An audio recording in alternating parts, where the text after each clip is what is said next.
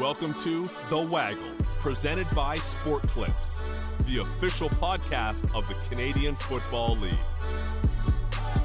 Welcome to a special Waggle Extra series presented by CDIC. And what we're going to do here is focus on women in sports who are breaking or have broken down gender barriers for all of us to enjoy our sport. I am, as usual, Donovan Bennett, but I have a special bonus for you as well. I'd love to introduce Kate McKenna, who happens to be my wife, but also happens to be sports enthusiast, it's fair to say, as well as a pretty good journalist.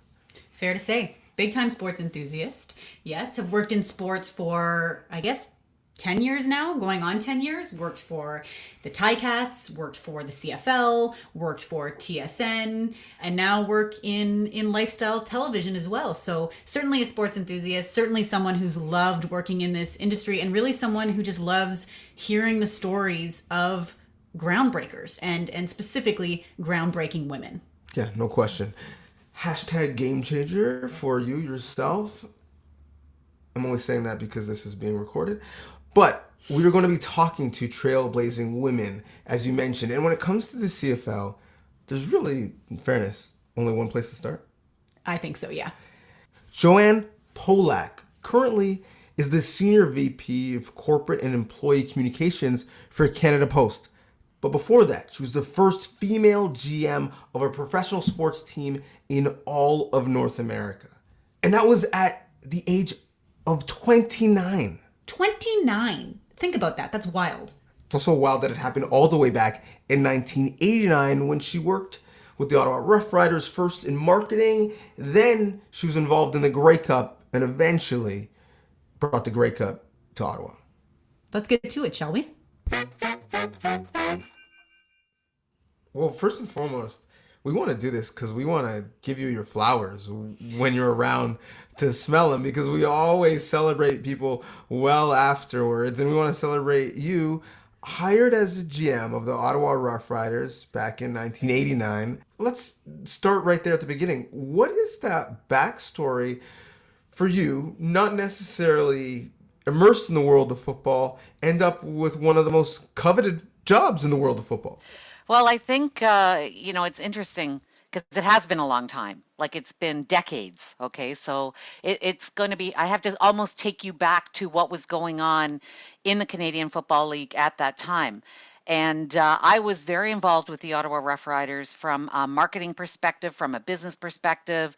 I was involved when they transferred the ownership from the Chum Group, which was Alan Waters, to community ownership.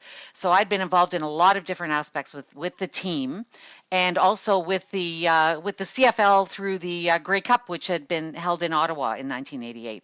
So I was fully immersed in all aspects, a lot of different aspects of the team. And I remember when the general manager at the time is Paul Robson, a great man, Winnipeg, Winnipeg through and through. Anyway, Paul had just been let go right before Grey Cup. And I remember standing on the Bank Street Bridge overlooking Lansdowne Park in the stadium, just going, I hope whoever the new general manager is allows me to stay involved, because I love every single thing about this. And I had no idea that, probably, 4 or 5 days later, the job would have been offered to me. But so it was one of those pinch me moments. But the fact is that at the time, the Canadian Football League, which of course traditionally is 9 teams, the Montreal Alouettes had already folded. And it was broadly thought that if one more team goes down, the entire league likely will go down. We had lost our contract, our television contract with CTV, which had been, had supported the league for so long. There was no television contract. We had lost a team, and it was very much thought that if one more team went, the whole league was going. And Ottawa was probably the team that was on the brink more than any of the other teams at the time.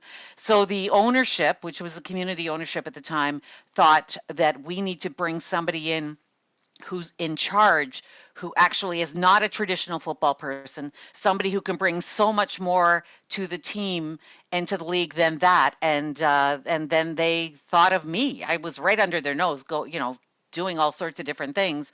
And I remember the night they offered me the job, I was at the Grey Cup dinner with a bunch of my friends on a Saturday night before the Grey Cup game, and they offered me the job, and I just laughed and went back to my table because I just thought that they'd been drinking too much. I certainly had, I can tell you that.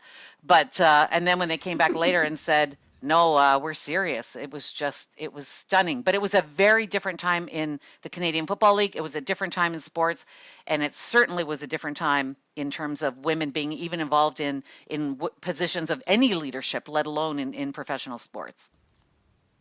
Well, I'm glad you say that because I have the pleasure of being surrounded by strong women who have had advancement in their careers. And often when that happens, there's two responses. My mother's response is, well, thank you. What took you so long? And my wife's response is, are you joking? Are you sure? Is this a practical joke? And so I was wondering where on that pendulum you sat. So what was your response in that sense when you were offered? And then what was the response of everyone else around you when you were offered? Yeah, well, the response for me, I was stunned. I was just, I loved. The thing is, if you're going to be involved in professional sports at a very high level, you have to absolutely love that sport. And I love football, so I just couldn't believe my good fortune to be being offered a job like that. I wasn't even really thinking first female or anything else like that. I was just thinking, oh, wow, this is like my dream job. So I was just, and I think I was so young and so naive and had no idea how big this was or how big the job was that I was like oblivious. Honestly, if I think back now at my 29-year-old self, I was 29. Okay. So when I think back then, I was just oblivious and I was almost didn't know what I was getting into. But as soon as it leaked out, and again, the news leaked out before we had our news conference, and the news conference was enormous because it was such a big story, not just in Ottawa or in Canada. It was actually a story south of the border too. But when the news leaked out, the reaction was unbelievable because there was one coach that was being talked to about maybe coming to Ottawa, and that coach said on the radio, "Oh, there is no way I am going to go and work for a team that would hire a woman." I mean, back in those days, you could say stuff like that on the radio. That was CBC. You could say that on the radio. And so there was a huge reaction from all sides. So on one hand, there was a whole bunch of people that just said, this is ridiculous. What are you doing? And on the other hand, there was a whole bunch of people that were in my corner and really had my back. So I had it from all sides. But when I look back at that time, I think a lot more about the people who had my back and who were in my corner than the detractors. I'm glad you mentioned the fact that you were 29, because I think that's part of your story that often gets forgotten, right? Yeah. People talk about the fact that you were a woman, but you were also young. Yes. And I'm curious, once you got in the role, were there moments where you found yourself trying to adjust any parts of who you were in order to fit in or fit the status quo? I never tried because the enormity of the task at hand was so big that you couldn't think of a lot of this sort of sidebar stuff. You couldn't think about first woman or any of that stuff. All you could think about is, I don't have a payroll for tomorrow. I have a game tonight and I don't have a payroll for tomorrow, and it's going to rain. And I have no income. And if we lose a payroll, I was always deathly afraid of missing a payroll because at the time I thought if we lose a payroll, we're gone. And, so to me, it was always, how can I come up with the payroll? How can we make the finances of this work? How could we, keep the team, relatively, together and upbeat, given the fact that we were going through all of this other stuff, the enormity of the media attention on it all, not because of the woman, that faded away pretty fast, but because we were the last sort of pin that could fall and bring the whole thing down. So you actually, when you're in the middle of it, all of the other stuff is absolutely gone, and you are so focused, completely focused on the task at hand in order to be able to make your franchise successful, make sure you can survive and make sure you can succeed.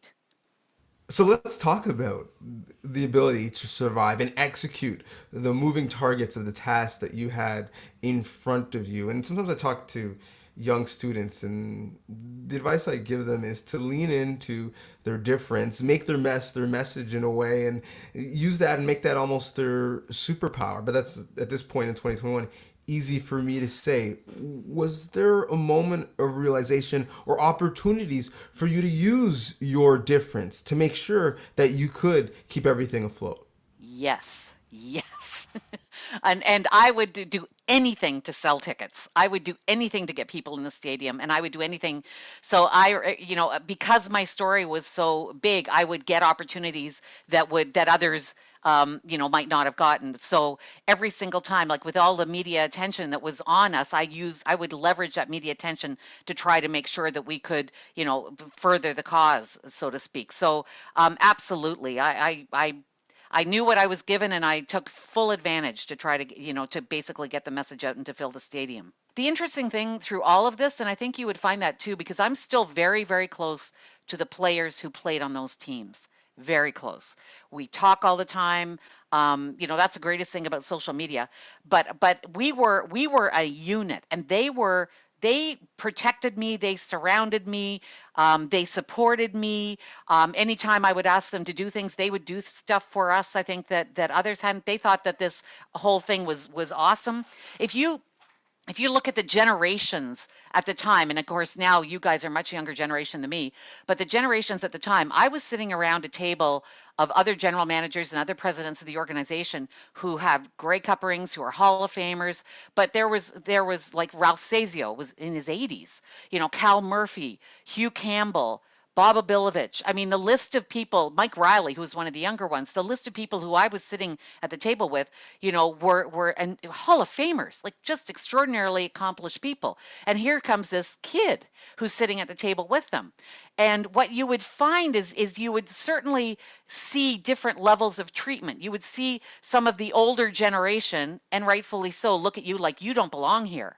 But then as they got younger, you could see it move from you don't belong here, which I don't blame them, by the way, which you don't belong here, right to, we are so glad you're here. So I never felt the negative side of it. I always saw the changes in attitudes over the generations. And even in 1988, 89, 90, the open-mindedness of the players, of the coaches on my team was extraordinary. So, I always felt nothing but inspired and encouraged about where everything was going and where football was going. I was reading about you last night, and I was thinking about that quote that's out there, that men will apply for jobs when they meet 60% of the criteria, but women tend to apply only if they meet 100% of the criteria. And in this case, you said earlier you were a big football fan, but you weren't from within the world of football in the way that most GMs were. But you accepted the job anyway, and you worked your tail off to learn what you needed to learn while you were there. Was there ever any imposter syndrome that you experienced at all? I honestly, again, there were nights I was so afraid of being the person who was at the helm of this team and this league when it went under. You have no idea the amount of terror that comes with that, the amount of fear that comes with that, and how big a motivation fear is. There's this video that Paul Graham, TSN Paul Graham, he was very much involved at the time, and he put together this video for the 75th Grey Cup back in Vancouver, and it's called Heroes. And it's the most beautiful. If you go on YouTube, you'll find it. It's the most beautiful video of all the history of the Canadian Football League. And whenever I would play it and people would watch it, they would just start naming the names of the people who are in this video. So anytime that I was feeling overwhelmed, which was often, and I felt like I couldn't go any farther, and this whole thing is going to come down and crumble all around me, and I'm going to be the woman who was at the head at the time when the Canadian Football League, this greatest institution, which was over 100 years old, was about to fold, or 100 years old, 75 years old at the time. I would put that video on. I would go into my office, I would shut the door, I'd put in the VHS in my VCR, and I would watch that video over and over again, and I'd realize I can't be the one who is I will set back women's, causes and the woman's story for generations if I don't make this work, if I'm the reason this whole thing fell down. So when you've got that, all of the rest of the stuff, when you've got that, and you're worried about that, and you'll never survive it if it doesn't work. Again, you've got blinders on, you don't notice all of the rest of the stuff, and there's no choice, but you've just got to put one foot in front of the other, and you've got to do whatever you can do in order to make this whole thing succeed. in not just football or in sport, but just in business at large, in any industry, when men help other men, that's networking, it's sponsorship. Yeah. When men help other women, it's allyship. It's a bigger hurdle, it seems, to cross when we're really just helping other human beings.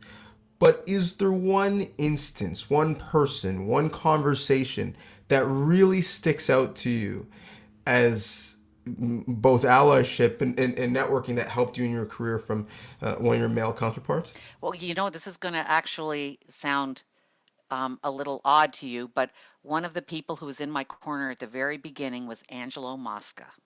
Believe it or not. Angelo Mosca was one of the guys who I had known before this job happened, because he came to Ottawa to help with all sorts of different things. And I was the person who drove him around in my little Renault car, and the car would tilt on a side. And Angelo was just one of these guys who he was just so full of life and everything. And then when I got the job, and and people were really questioning this, Angelo was one of these guys who stood up in his wrestling kind of way and just fought, like saying, "You don't even know who she is. You don't know how good she is. Ottawa got it right." And so people paid attention to Angelo Mosca saying this. It was one of the strangest things, but it meant the world to me, especially really young, somebody who knew me. So, but there were lots of circumstances like that over the course of those years where people really stood in my corner and really lifted me up. A lot of them. There was more than there wasn't. On the point when you were talking about how women and men are different, like I've had a pretty significant career since I left football, and it's very interesting. Men and women are very different in business. One of the things that women do in businesses, they feel like that they have to do it themselves, and they feel like they have to control things themselves, and they feel that they are the ones who can do the job the best themselves. And that attitude holds you back more than anything else, because in order to sort of have to be able to take on the big jobs, you've got to be able to have a big span of control. And the only way you can have a big span of control is if you build a team that thinks like you, and that will actually execute and work with you to be able to get a big job done. That, I think, is something that's still a problem in terms of how women manage versus how men manage. I think men have always been are traditionally better at stepping back and letting other people get work done, whereas women still feel, I need to be the one who gets the job done, which is really what stops people, men or women, from being able to sort of advance to higher levels within any organization. Well, I'm just speaking in terms of the management of this household, but part of that is because men are lazy. So they like to step back and let other people work and then take the credit. Oh, that's true. That is so true. Part of the differences, that I see specifically in sport and leadership, and in a sport like football, across genders, and when we're talking about males and females in leadership positions, is there's a double standard on the barrier of entry because of playing experience. Women trying to get into sports like football, oh, well, what does she know? How's she going to instruct me? She didn't play. Meanwhile, there's lots of high-level football coaches, names I won't name, who, one, either didn't play or didn't play very well, which is why they're coaching now. Yeah. What is it about that aspect that we can't get past? I can't take instruction from a woman in football because she didn't do it, but yet I'll take instruction in other areas from people who didn't do something specifically if they know what they're talking about, including football, from many men for generations who didn't themselves play at a high level. Oh, I know. It's so funny. When I first got the job, I remember what different people, including media and everybody, tried to do was to try to prove I didn't belong by proving I don't know about football. And so one of the things that I did at the very beginning was, and actually I had this advice from someone. They said, never answer a football question. because they're only asking you that question to try to prove that you don't know. And at some point, you're not going to have the answer, no matter how much you know about football. So just don't even go there. So I never answered a football question, ever. I just said, that's, with respect, this is what we're doing, on, and I would bridge to something else. But they would always try to kind of trip me up that way. But it's bigger than that. I think now, and there's always going to be people who feel that way. Like there's always going to be people, you didn't play, so therefore you don't belong. But you've got to see past that. Like you can't let that drag you down. You can't let that get in your head. What you have to do instead is what's really important is you have to look at this team or whatever, and you have to look and see, what do they need in terms of a skill set? And then you have to be better than anybody else at that. And a lot of the functions around football, aren't specific to a skill set that could only have been developed through 20 years of playing. It's such a big operation. It's such a big job. Catherine Raish, you guys know Catherine Raish, of course. She's somebody who I just adore her. Catherine Raish practiced law. Catherine Raish got a master's degree in taxation. Guess what is an important aspect of the business of football, and that is the business of contracts and the business of salary caps and so forth. So there is, the whole I didn't play, that's such a narrow view of the bigger picture of what the business of football is. And so what's happening now is people are starting to see it from a bigger picture, and they're starting to see this skill set, that person is the best person at that job. And that's why you're seeing way more women who right now are kind of like are understanding their own worth. They're not asking for the job because I'm a woman and it's time that you hire a woman. You look at Kim Ng in with the Florida Marlins. Kim Ng has spent 30 years working through the business of baseball, and Kim Ng is the best person for that job. But she's not going in and saying, because I didn't play, she's going in and saying, this is the talent I bring to the table. And that's what women and everybody have to get their heads around, and that's what you're seeing more of now.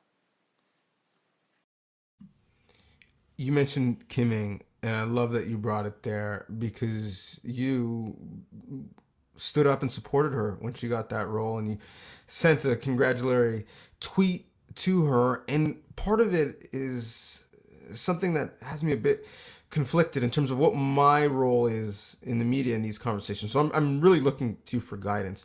You wrote, I also look forward to the day when these types of announcements are common and no longer big news. And whether it's celebrating women in sport and getting more opportunities, whether it's celebrating members of the LGBTQ2S plus community and their announcements in sports and coming out in sport, I want to celebrate it. I want to support because I know it's difficult. But at the same time, I don't want to infantilize people from that community, and I want it to be normal. So how do I, as a media member, as a supporter, as an ally, how do I find that balance? Well, you know what? You tell their stories. Like you're telling my story now. I appreciate it because, trust me, nobody was interested in my story for years. Actually, until Kim Ng, came along, it was all of a sudden, oh, and you want to know what happened? Is when the Florida Marlins put out the news release that said that she's the first female general manager in professional sports in North America, the Canadian football fans went, oh, excuse me, there was another one up here, and people are going, really? And then all of a sudden, people got interested in my story again because of that. But when you tell a story of a Joanne Polak or of a Catherine Raish or a Kim Ng or a Sarah Thomas in the States, when you tell those stories, there's a whole bunch of young women out there who are listening, who are thinking, I didn't even know that was an option for me. And it means that they can open their mind and they can start to sort of see themselves in places that they didn't see before. So, I think it's great to celebrate these stories and to talk about them, because then there are a lot of, women, and you've seen the floodgates start to open actually since the Kim Ng story. You're seeing, they're happening and you're starting to hear more about it. But I think you're going to start to see a lot more young people who think this is actually a viable option for me in terms of my life and my career choice. I didn't even think that was possible. Well, Kim Ng can do it. Catherine Raish is a great example. Catherine Raish is doing it like beyond. Talk about young. I mean, she is young and she's doing it. She's got the highest, highest job in professional football in the NFL. And she's, a Canadian girl. And so nobody told Catherine didn't see anybody who she could emulate. So telling these stories, I think, really helps in the long run. It's not an overnight thing. It's going to happen over generations. But that's what I think you in the media. That's why I think you're doing a great job being able to tell stories so that a lot of young people can see themselves in these roles. It's been a long year, right? So long. So long. And I think we can all agree that it's been an exceptionally long year. And the fact that we've not been able to watch CFL has made it feel even longer. I know I have been eagerly awaiting the season's kickoff, the football, the fans, the food, obviously the food, the whole thing. I'm pumped. Yeah, and I don't know about you because you don't share your money details with me, but I've been saving my money so that I can make the most of this football season. But have you ever wondered what would happen to all those CFL savings if your financial institution were to fail? I can't say I have, no. Yeah, I hadn't either until I learned about today's sponsor, CDIC. CDIC insures deposits at its member financial institutions across the country in the event of a failure. Sounds smart. Very. And they're so smart that over their 50-year history, they've handled over 40 failures. And guess what? What? Not a single dollar of deposits under CDIC protection was lost. On top of that, CDIC protection is free and automatic. You don't even need to sign up. Awesome, right? That's pretty awesome. Yeah, I hate signing up for things. So if you're wondering how to find out if your CFL savings and all your other important savings are protected, that's easy. Check your bank's website to see if they have the purple CDIC logo in their footer. I'm now seeing it all over the place. Everywhere. You can also find a full list of their members on their website. To learn more about how CDIC protects your savings, visit cdic.ca. What was that? That's cdic.ca.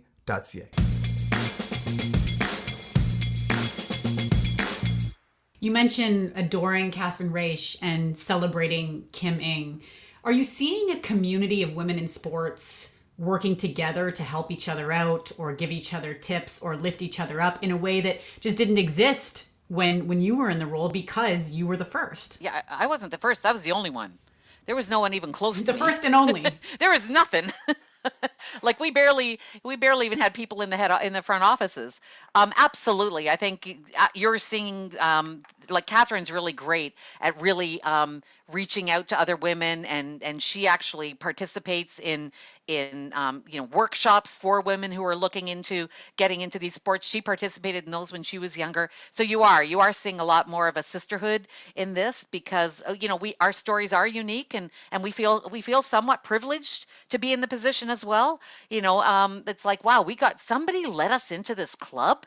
Like that's how I always felt at the time. I thought, I'd be sitting around the table with, again, these Hall of Famers, and you'd listen to the conversations, and I'm like, I can't even believe I'm in this room. I can't even believe I get a chance to hear this. I can't believe that I'm a part of this conversation. So, all of us, and I know when I read all of their stories, all of us felt, a huge privilege to be working in one of the greatest jobs that there is. Because again, professional sports is a small community, period. Period. So, there's probably fewer people in professional sports, than work at Canada Post where I am now. You know what I mean? So it's a very small community. So it's hard to break into whether you're a man or a woman.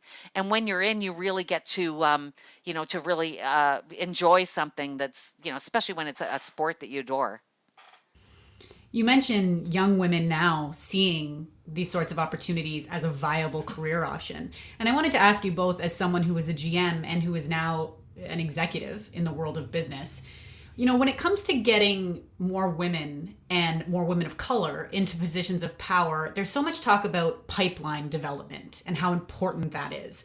What do you think that actually looks like? I think I'm a fan of that because I think for two reasons. One, I think it gives opportunities for, so a lot of women, would call me and say, how do I get in? And I'm like, I don't know. I just don't know. But now it's like, okay, this is a number you can call. This is a door you can walk through that at least is a portal into the sort of the secret world of professional sports, so to speak. There's that. But the second thing is the people who are in the sport then get more exposure to other women who are actually in the in the facility. In my day, I was the only one in the facility. There were some women who were like a lady, one of our women, a lady in accounting, my assistant, that we had women in more administrative roles, but there just weren't even women in the building. So it's important for people in the organizations. Like I think Kim Ng, the best thing about her is Derek Jeter got to work with her when she was with the Yankees, right? So he got to know her, got exposed to her, saw what she was capable of, and was able to make the big bold move that he made, with the Marlins. So, it's a two-way street. It's for the younger people or the people who are looking to get in to get some kind of a foot in the door and exposure, and for people who are inside the club to be able to sort of see different people, who they think can actually make their franchise stronger. And don't ever forget, that's what this is all about. This is a competitive business. The men in the business are actually, hanging from a thread themselves. People are hired to be fired. It's a very insecure business. You could be on top of the world one minute and fired the next. It's a nomadic existence. It's a very hard life. And you have to decide that you love this sport so much and that you're committed to this, that you're willing to take all of the bad that comes with this. And there is a lot of hardship that comes with the life of working in a professional sports franchise. You've shared so much wisdom with us today. I'm wondering about, that age-old question, advice. What advice do you have for young women in particular who want to be in sports and in that front office? Well, two things. One, you have to know what they need. What do they need in order to be able to strengthen and advance their franchise? What are the skills they need? You got to learn that. Don't be afraid to ask. Don't be afraid to find out if whatever it is that they need. And then you need to be able to figure out what skill you have that they need. That's what it's all about. So don't just think you're going to go take a kinesiology degree at a university and then enter into a professional sports and climb your way to the top. You've got to have a skill that they need, and then you have to be better than everybody else at it. And that's how it works for men and for women.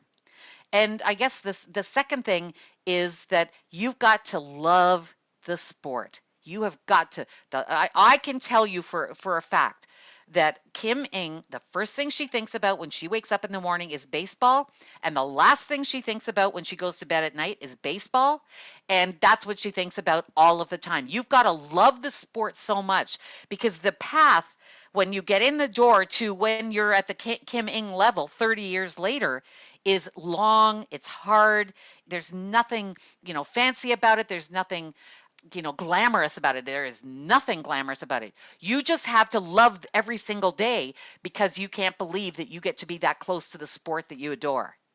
Since we're getting free advice from you, let's just continue to pull that thread and go that route even further, because marketing is something that you know well and is part of your expertise. And it's always been a conversation about Canadian football, how best to market it. And one way would be, if you want to grow your audience and your business year over year, well, women are 51% of our population. Why don't you get some market share with women? But even specifically, how to do that? Because again, there's different approaches, and I'm torn. And there is certainly in marketing an idea that you can take things that are targeted traditionally to men and pink it and shrink it, if you will, and offer it to women, and that will be acceptable. But there's also women who want to consume the sport in a way that is no different than men.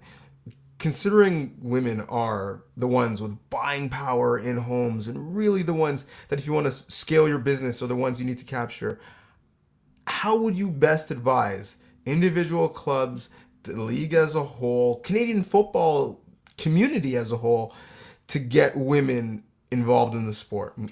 Well, the first thing is, I think I'm an Ottawa Red Black season ticket holder, and I go to every single Ottawa Red Black game. And if you walked into that stadium, you would never think that there's a problem between attracting men versus attracting women. If you go into a lot of the CFL stadiums, you're going to find that the women are very well represented as fans. So whatever it is that the Canadian Football League is doing, and again, it's a market by market situation. Like the Ottawa Red Blacks have marketed an experience. So, and again, all women aren't created equal, right? Or aren't so for example, there's the young women, like I have two girls, and they are like in their late 20s, and to them, going to a game, they just love it, and they go with all their buddies, and it's a big young person kind of thing.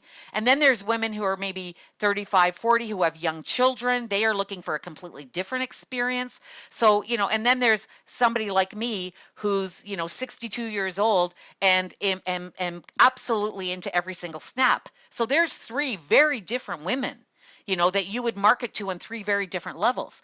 I think the big thing is that you've got to be able to be inclusive for all of the potential audiences that you can attract. And I believe, like, I'm sure if anybody, if you haven't been to an Ottawa Red Blacks game, and once this whole pandemic's over and you get a chance to get on a plane or you get a chance to jump in the car, go and just see what the Ottawa Red Blacks have done, and you would be blown away. They've got young people, they've got women, but they put a big effort into it. Like, I know that there is a diversity and inclusion committee. I know it because they've invited me to participate, and they really work hard at trying to figure out what it is about their stadium that is going to make everyone feel welcome. And then once you get them in the stadium, how do you keep them? So there's a lot of different levels of fans. There's those fans who maybe go to 1 or 2 games a year, and then there's those fans, and how do you get them to go to 4 or 5 games? Then there's those fans who go to 4 or 5 games. How do you get them to buy season tickets? So it's a very complicated situation. But whatever the Canadian Football League is doing in my city, the Ottawa Red Blacks have just done a superb job. I've got 2 kids that just are all in about football now, and it's not because of me. I can tell you that. I'd actually argue with you, and I would say it is because of you, because when this ownership group took over, there was a high floor in terms of the engagement and love of the sport in that city, and much of that groundwork was done by you generations ago. So I will actually argue with that, and that is the question: is you are consuming, and Ottawa is a model franchise. We'll leave the record last season out of this, but in terms of going to Grey Cups and how many teams do you know have been to Grey Cups and won Grey Cups in the first how many years of the franchise existence? Like, it's unheard of. So these guys, I tell you, Marcel Desjardins, can I make a case for him to go into the Hall of Fame when the time is right? But anyway, okay, back to you. Sorry. You tell him, Joanne. That guy's my hero. That guy's a genius. Anyway, over to you. Agreed. But given the health of the franchise now, and now they quickly, under Marcel and Rick Campbell, became from an expansion franchise to a model franchise. A big part of that is because they weren't really a expansion franchise, because they had that bedrock, that solid foundation that you laid. And so to see them thriving when you were literally worried about making payroll and the fact that they and the league might go away, what's that like for you to be a part of it and to consume it? It's honestly, it's one of the greatest joys in my life. I feel like it was such a privilege to be there, but there's a community of us who were there at the time who, as I said, are still feel like we're part of a family. And we remember what it was like then, and then we come and we see what it's like now. And we always knew that it was never the problem of the fans of the city of Ottawa, who are just the greatest football fans. I go to the games now, and tons of the people who were in the stadium when I was there 30 years ago are still in the stadium and are still wearing the same jerseys that they wore back then. So it is one of the greatest honors of my entire life. And when I see the team thrive the way they are, and I see the ownership embrace the history of the team as well as the future of the team, and I watch the success that they have, and I watch younger people becoming a part of it, I sit around and I get choked up, because I'm like, this is what I always hoped would happen. And it has paid off. It has happened in spades. And I think every single person, and this is one of the joys of professional sports, so it is so worth it. if you can get yourself through that, into that club. If you can get into that club, men, women, young, old, whatever it is so worth it because you're a part of something bigger. And when it works, it is just, there is nothing like it. It's just extraordinary. Like even Damon Allen. Damon Allen was our quarterback for 3 years, right? And he was my quarterback. How pretentious is that? But he was our quarterback for all 3 years, and Damon was just named, as a coach of the Las Vegas Raiders, like just day before yesterday. And so our whole community, we're all like, Damon, hey, good for you, well done. Everybody's so proud and so happy for him because he's one of us, and his story lives on. You mentioned that CFL community, the close-knit CFL community, and celebrating one another's accomplishments. And you were honored as part of the league's recent Diversity is Strength campaign. What did that mean to you? Oh, my goodness. Well, to be honest, I kind of didn't really, I saw the Diversity is Strength campaign as it began to emerge a couple of years before that. And I remember thinking, how progressive is this league? Like they are entering into a conversation about social justice to a degree that I never thought possible. And I remember walking into Lansdowne, into the stadium a few years ago and seeing the pride flag. And I'm like, you would never have seen that back in my day. Wow, look at how great this has become. And then I got the call that said, hey, would you, do you want to be part of it? And I'm like, wow, are you kidding me? And then I got to the game. And I walked in and I sat in my seat. They gave me a shirt in advance, and I sat in my seat. And then when the players came out wearing Polak on the back of their shirts, I was just like, what? I didn't know. I did not really sort of see that coming. And they're coming out, and the Rick Campbell's got it on. The players have it on, and I'm just sitting there on the South Side stands, watching this. And my job, I didn't even bring my husband to the game. I brought my daughter, and I just sat there. I couldn't believe it. And I went down on the field with Marcel and actually Dan Rambo, who was also a GM after I was. And it was just, I couldn't believe it. I could not believe it, especially because I didn't see it coming. I had no idea really until I got there and went, what? Am I seeing this right? Do they have my name on the back of their shirts? Hold it. The game has started. They haven't taken the shirts off. They still have the name on the back of the shirts. And my husband's at home going, hold it. Do they have your name on the back of their shirts? I'm like, yeah, they do. Who saw this coming? And I remember getting on my phone, and Krista, the youngest, she's like, get off your phone. Get off your phone. What if you're on TV? And sure enough, and I'm like, oh my God, because I'm like, they've got my shirts on. They've got my name on the back of their shirts. Anyway, it was a wonderful, wonderful moment. I didn't sleep all night. I was so pumped up. Well, it sounds like similar to the way it started, immersed in the task, enjoying it, and focused on being outcome driven. So I'm glad then that you were honored. We're glad that you're continuing to be honored, and that even when people overlook you, that CFL community that you've helped grow and nurture steps up for you and capes for you and lets people know that, no, you are a bit of history and part of our history. And so thank you for joining us and sharing that history. Thank you for having me. And again, thank you for telling my story.